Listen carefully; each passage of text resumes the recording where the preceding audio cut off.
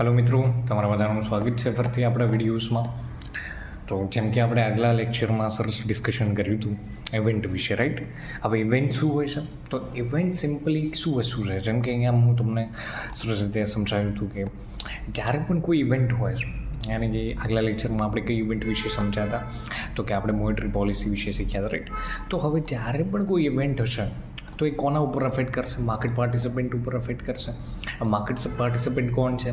અને કે જે પણ રિટેલ ટ્રેડર છે, પછી એફઆઈઆઈ છે, ડીઆઈઆઈ છે, રાઈટ, હેજ ફંડ છે, ઘણા બધા જે માર્કેટ પાર્ટિસિપન્ટ છે, જે માર્કેટમાં શેમાં પાર્ટિસિપેટ કરે છે? સ્ટોક માર્કેટમાં. હવે જ્યારે પણ કોઈ ઇવેન્ટ હશે તો એ માર્કેટ પાર્ટિસિપેટ શું કરશે? પોતાનો એક પોઈન્ટ ઓફ વ્યૂ બનાવશે એ ઇવેન્ટના અનુસંધાનમાં, અને ઇવેન્ટના અનુસંધાનથી જે પોઈન્ટ ઓફ વ્યૂ બનાવ્યો છે એ પોઈન્ટ ઓફ વ્યૂને શું કરવાનું કોશિશ કરશે? ટ્રેડ કરવાની કોશિશ કરશે માર્કેટમાં. મેં તમને સિમ્પલી સૌથી પહેલું આજે માઇન્ડમાં ક્લિયર કરી દેજો. જ્યારે પણ કોઈ વ્યક્તિ સ્ટોક માર્કેટમાં આવે છે તો હંમેશા તેના બે પર્પઝ હોઈ શકે. પહેલું પર્પઝ કાં તો ઇન્વેસ્ટમેન્ટ કરવા માટે આવી રહ્યો છે, કાં તો એ ટ્રેડ કરવા માટે આવ્યો છે. અને જ્યારે પણ ઇન્વેસ્ટમેન્ટ કરવા આવે કે ટ્રેડિંગ કરવા આવે તો હંમેશા પોતાનું કંઈક ને કંઈક પોઈન્ટ ઓફ વ્યૂ ડેવલપ કરીને જ આવશે, રાઈટ? એના વગર માર્કેટમાં કોઈ પાર્ટિસિપન્ટ આવે નહીં. ભલે એ પોઈન્ટ ઓફ વ્યૂ તમે કોઈ પણ ટેલિગ્રામના થ્રુ તમે બિલ્ડ કર્યો છે, કાં તો તમે તમારું ઓન એનાલિસિસ કર્યું છે, એ તમારા ઉપર ડિપેન્ડ છે. અને આ એનાલિસિસનું વ્યૂ તમે જે ડિપેન્ડ કર્યું છે, જે એનાલિસિસ કર્યું છે, એના ઉપરથી સિમ્પલ તમે સ્ટોક માર્કેટમાં શું કરશો? તમે તમારું સિમ્પલ ટ્રાન્ઝેક્શન કરવાની કોશિશ કરશો, રાઈટ? હવે સિમ્પલ છે. તો ઇવેન્ટ વિશે આપણે આગલા લેક્ચરમાં મોનેટરી પોલિસી વિશે શીખ્યા હતા. મોનેટરી પોલિસી એક વખત પૂરી થઈ પછી હવે આજે આપણે જે થોડી ઘણી ઇવેન્ટો રહી છે જેની ઇફેક્ટ માર્કેટ ઉપર બહુ ઇફેક્ટિવ થતી હોય છે, તો એનું ડિસ્કશન કરીએ. જેમ કે બજેટ. બજેટ એક ફાઇનાન્શિયલ ઇવેન્ટ છે કે જેમ કે તમને બધાને ખબર છે, જેમ આપણે આપણા ઘરનું બજેટ તૈયાર કરીએ એવી જ રીતે આપણા દેશનું બજેટ પણ તૈયાર થવું જરૂરી છે. એટલે કે આપણા જે ફાઇનાન્સ મિનિસ્ટર છે અત્યારે કોણ છે? તો કે નિર્મલા સીતારામન છે. એ શું છે? તો આપણા ફાઇનાન્સ મિનિસ્ટર છે. એ શું કરશે? તો આપણા આખું ઓવરઓલ બજેટ ફાઇનાન્સ મિનિસ્ટર તૈયાર કરશે, મતલબ એમની ટીમ તૈયાર કરશે.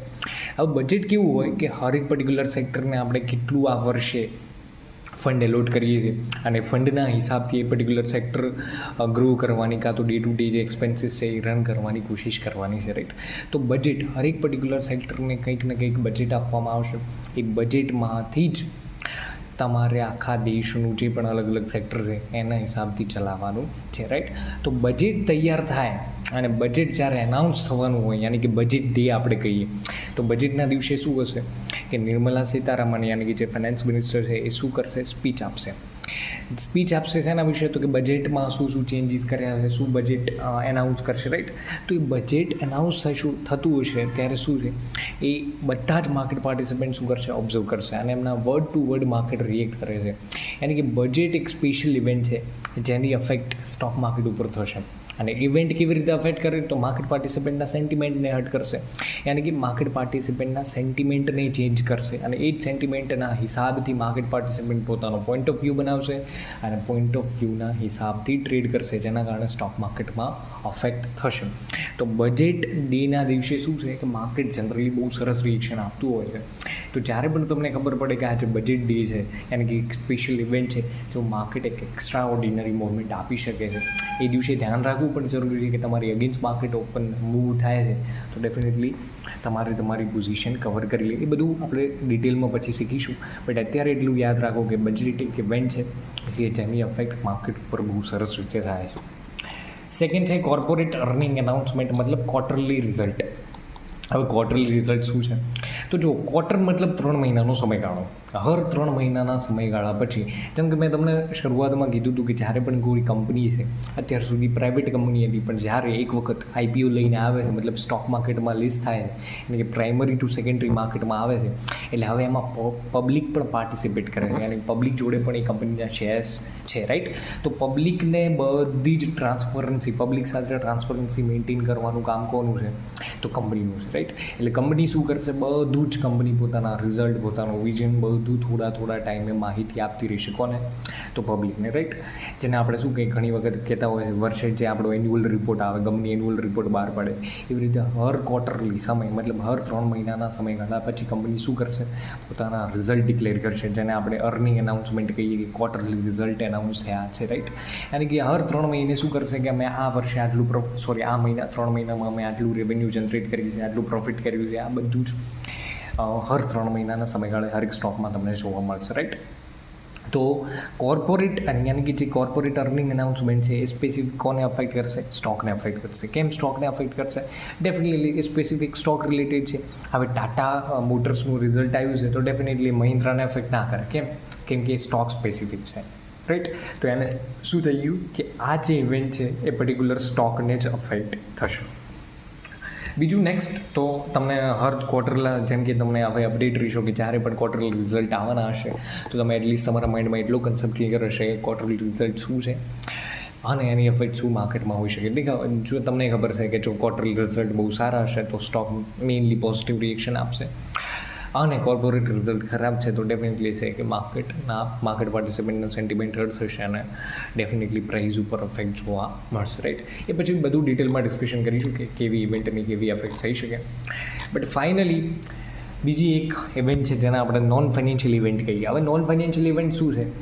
બેસ્ટ એક્ઝામ્પલ છે કોરોના. મતલબ કે જેવી ઇવેન્ટ જેનાથી પૂરી ઇકોનોમીને અફેક્ટ થાય, બધા જ બિઝનેસને અફેક્ટ થાય, રાઈટ.